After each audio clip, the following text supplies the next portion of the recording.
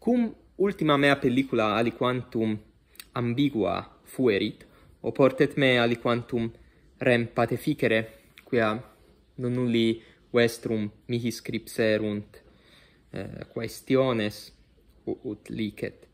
Iui ad medicum non quia morbo afficior, sed quia immigratio americana ult inspicere sanguinem meum, ult inspicere meam salutem, ita ut accipiar libenter. Est aliquantum mirum non, id est, si est aegrotus ergo quid.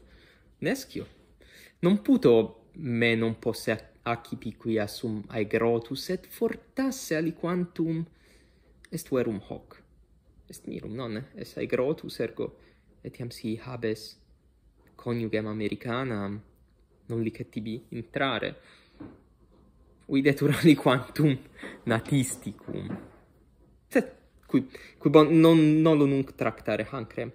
Et ergo sic, sum maxime anxius, non quia timeo me non accipi ob sanitatem, sed quia medicus vere canis est, medicus quem dilexi vere canis est, et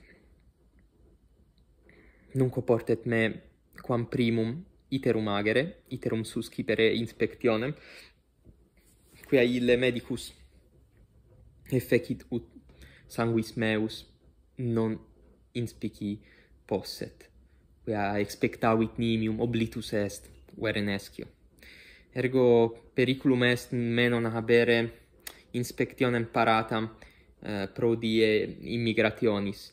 Sed hoc est non pessimum, est taediosum, quia potest fieri ut mora afficiatur immigratio mea, sed non potest infici, non potest impediri. Ergo non est malum, non est bonum, est mora, est mora. Vere iratus sum, vere aegro animo fero, sine dubio, sum anxius de minimis, sum homo qui facilime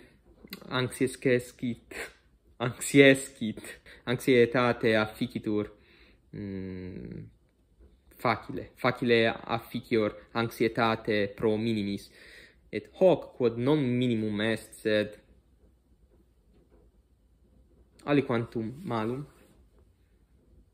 me turbat, ea de causa fortasse non faciam pelliculas hisce diebus proximis, quia sum anxius, ergo totum diem non valeo intendere in rebus, quia immigratio mea mox erit, non dico diem quia sum homo superstitiosus, sed si estis buddistae, muslimani, Christiani, quid orate mihi, orate pro me, intercedat Maria pro nobis in proximum, hodie est Assumptio Mariae.